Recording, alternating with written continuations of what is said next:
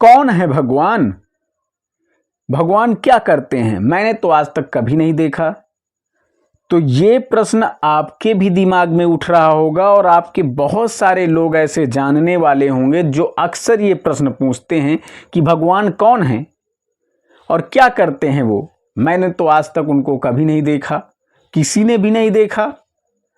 लेकिन एक चीज मैं आपको बताने वाला हूं कि जब आप ये पूरी वीडियो देख चुके होंगे तो आपको पूरा विश्वास हो जाएगा कि भगवान कौन है और आप पूरी तरह से संतुष्ट हो जाएंगे ईश्वर की एग्जिस्टेंस पर कि हाँ, वास्तव में भगवान है।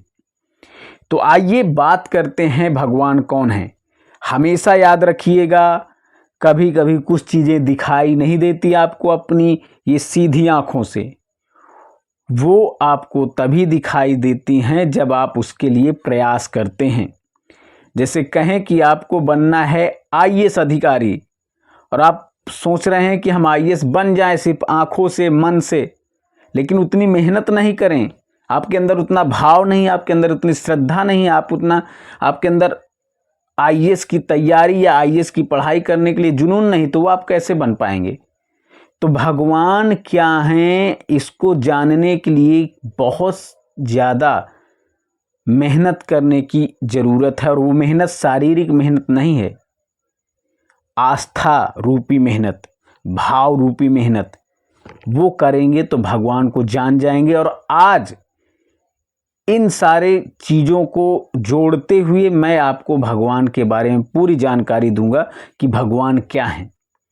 आप सांस लेते हैं, ऑक्सीजन दिखाई नहीं देती, लेकिन पता है कि ऑक्सीजन से ही हम जीवित हैं। आप कहते हैं कौन है ऑक्सीजन? क्या है ऑक्सीजन? क्या है ऑक्सीजन भाई? तो जब तक आप देख नहीं लेंगे, लेकिन जब जरूरत पड़ती है ऑक्सीजन की तो सिलेंडर में भर कर आता है ऑक्सीजन और वो लगाया जाता है मुंह में, फिर इंसान का जीवन चलता है उससे। तब पूरा विश्वास हो जाएगा कि हाँ, भगवान हैं, या कहें ऑक्सीजन है। लेकिन ऐसे बात करें, मैंने तो नहीं देखा ऑक्सीजन, ठीक है। दुख क्या है, सुख क्या है, मैंने कभी नहीं देखा।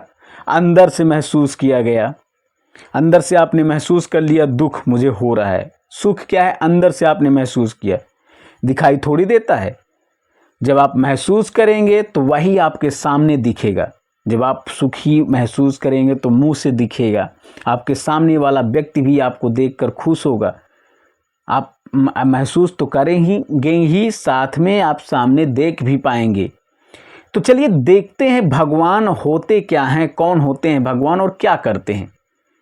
देखिए, भगवान जो है 5 अक्षरों से मिलकर बना हुआ शब्द है, जो भगवान शब्द है।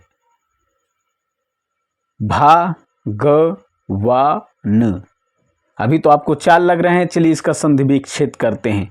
भा 1 हो गया, गा 2 हो गया, वा 3 हो गया, बड़ा आ लगा हुआ है वा के साथ मात्रा 4 हुआ और ना 5 हुआ, ठीक है।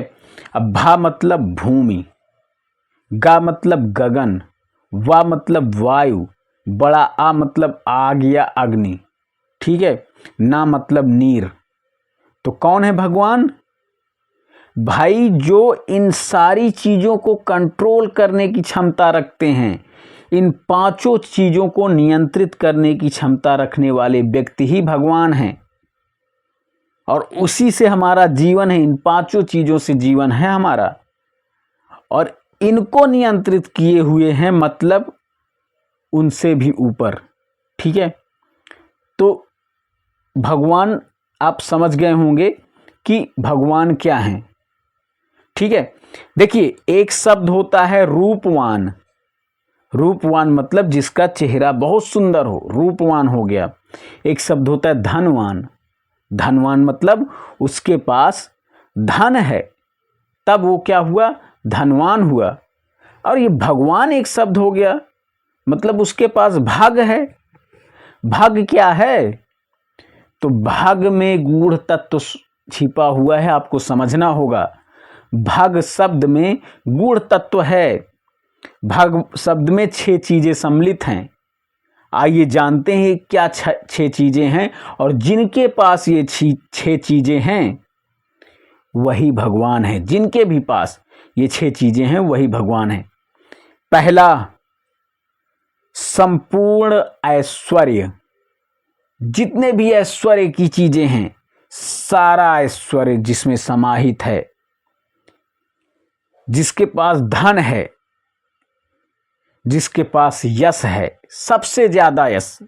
यश तो बहुत सारे लोग कहेंगे कि किसी के पास भी यश है, लेकिन सबसे ज्यादा यश है।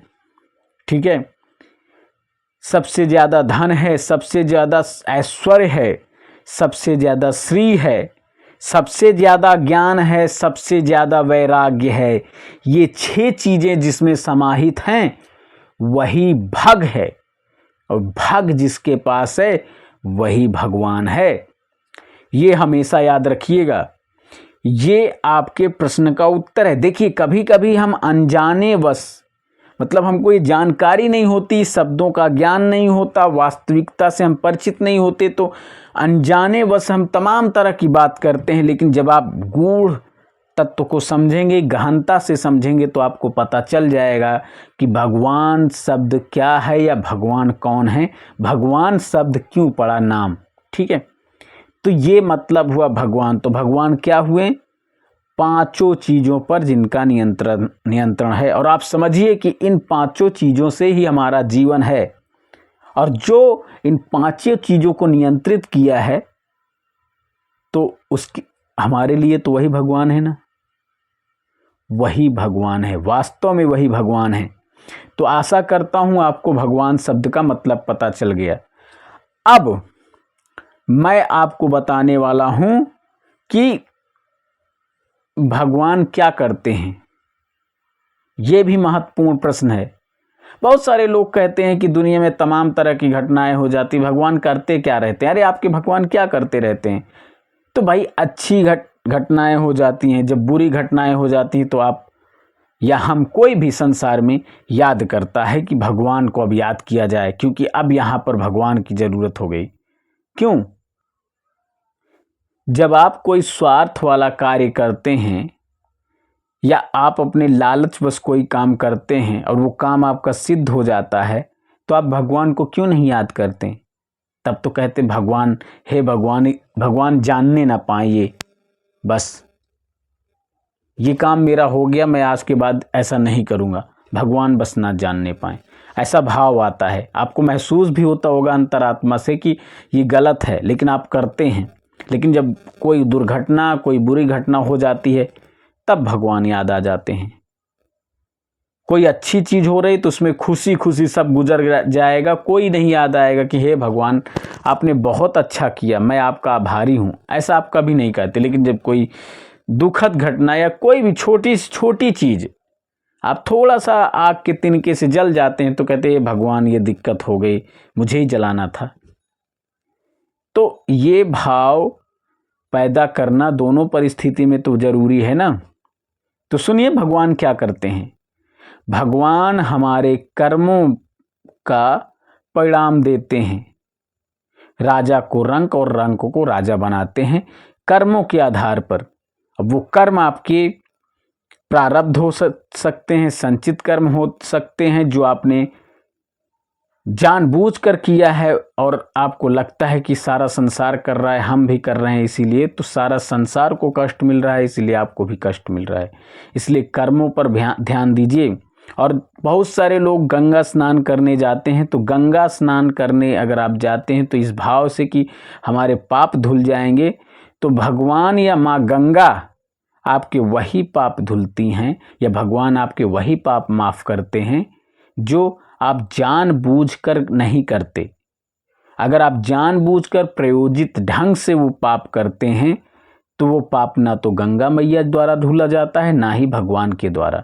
इसलिए हमेशा याद रखें कि पाप या जो आपके कर्म हैं उसके परिणाम आपको ज़रूर मिलेंगे, और उसी के अनुसार यही सोचकर आप अपने कर्मों को करें और ध्यान दें कि कोई बुरा कर्म तो आपके साथ नहीं हो रहा है, आपके द्वारा नहीं हो रहा है।